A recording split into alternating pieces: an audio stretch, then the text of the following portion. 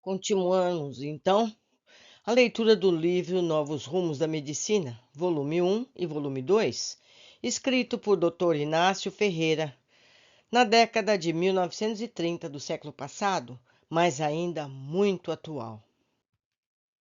Pobres obsedados. Como temos dito por várias vezes, e não nos cansaremos de repetir ainda por muito tempo, são os casos de obsessão encontradiços em todos os hospícios, fazendo parte dessa legião de sofredores, geralmente encostados como incuráveis, entregues aos cuidados de especialistas que, por sua vez, se veem embaraçados com essa modalidade de loucura, que não é loucura, e com essa doença, que não é doença. Procuram a lesão orgânica e não a encontram. Procuram uma saída, um subterfúgio nos exames de laboratório e geralmente são esses que levam a culpa pelo fato de serem negativas as pesquisas, sendo taxados de incapazes, descuidados e incompetentes. Procuram um fator meio como pretexto, como válvula de escapamento e ficam mais perturbados ainda porque não encontram condições favoráveis. No entanto, o doente ali está, gritando sempre, falando quase sem cessar, demonstrando completa perturbação cerebral, necessitando por vezes de ser contido em camisas de força, quando tomados por fúrias tremendas que zombam de toda medicação. Ficham esses doentes, dando a causa do seu mal como qualquer nome arrevezado, e quando em vez, sem que o mesmo se saiba o porquê das coisas, enquadram-nos entre os casos provocados pelo espiritismo. Vejam só. À noite, o especialista deita-se muitas vezes, custa-lhe conciliar o sono, pensando naqueles casos tão esquisitos de um doente louco que não está doente, assaltado por essa dúvida, passa a noite desassossegado, como se estivesse com o corpo coberto de parasitas atormentando o seu descanso. Qual o médico, mormente um especialista experimentado, que pode conciliar o seu sono quando a sua própria ciência e conhecimento não estão à altura de lhe explicar a causa e o porquê da doença de um enfermo entregue aos seus cuidados?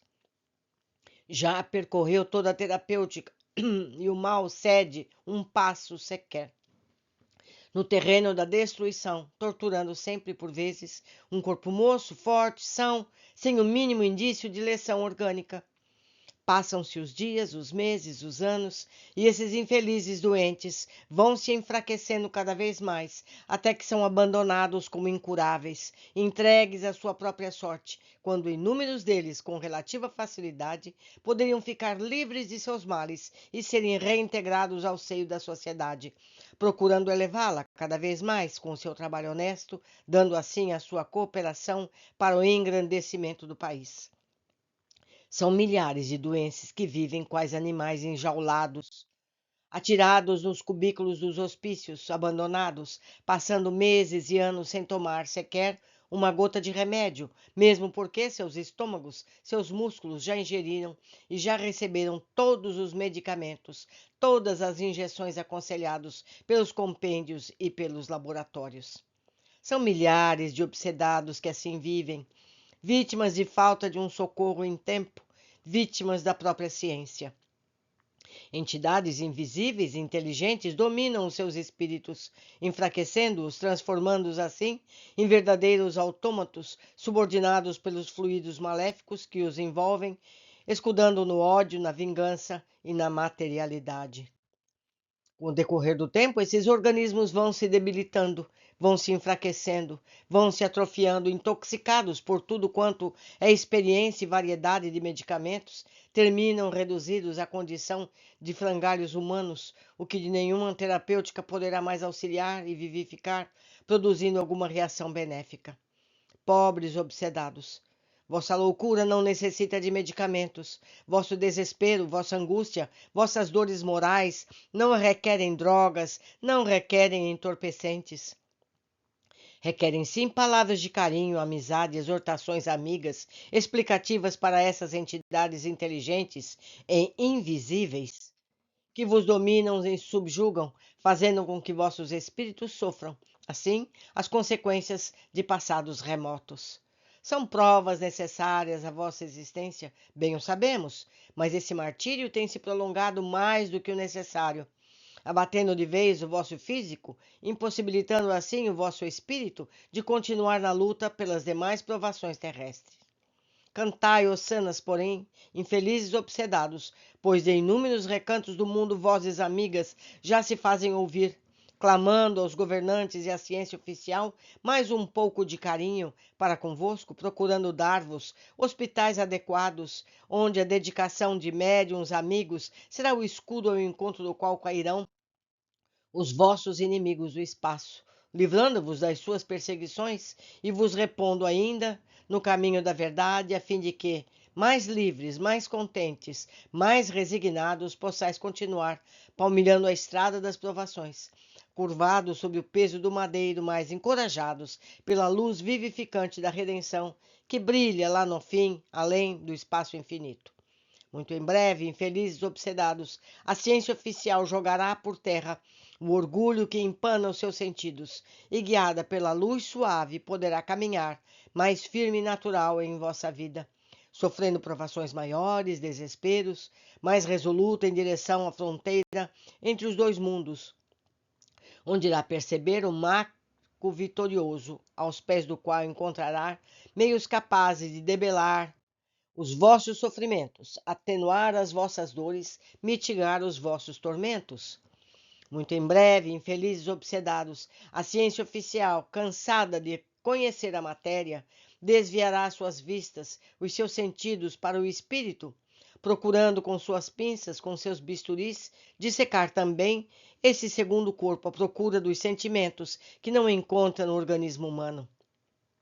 Muito em breve, a ciência oficial, farta de pesquisar o infinitamente pequeno, procurará desvendar também o invisível, que a deslumbrará com tantos recursos para atenuar as dores da humanidade. Um pouco mais de resignação, infelizes obsedados, e vereis, satisfeitos que a ciência oficial se posternará ofuscada por essa claridade que se aproxima cada vez mais, cujos raios já se infiltram furtivos, atravessando as trevas em que vive a humanidade, até agora iluminada apenas pelas luzes esmagadoras do orgulho e da imprevidência. Posternada, deslumbrada ante tanta luminosidade, só então notará este outro mundo infinitamente grande, onde sombras amigas, ou seja, espíritos, aos milhões têm ânsias de abrir-lhe os braços, a fim de estreitá-la ao encontro do peito amigo, vivificando-a, proporcionando-lhes novos alentos, novos meios para prosseguir na sua verdadeira finalidade, que é enxugar lágrimas, atenuar dores. Um pouco mais de resignação, infelizes obsedados, pois já sentimos aqui, do humilde hospital em que trabalhamos, as vibrações intensas dessa luz bendita que se aproxima brandamente, já clareando as veredas escuras por onde a ciência oficial tateia,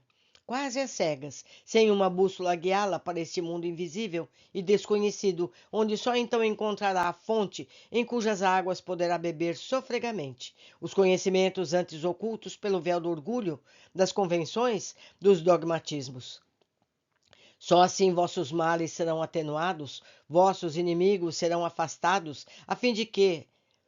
de posse novamente dos vossos cajados, possais retornar à marcha lenta, mas produtiva, para o cumprimento das vossas missões, pagando os vossos tributos passados, auxiliando-vos a melhor tolerar as dores e os sofrimentos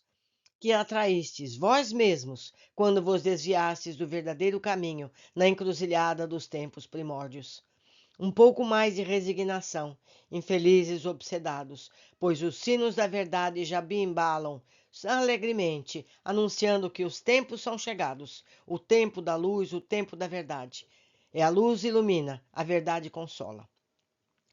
Na leitura seguinte, iniciamos o livro 2, sequência deste. Espero que estejam gostando, apreciando, crescendo, entendendo cada vez mais. Por aqui um abraço, até breve.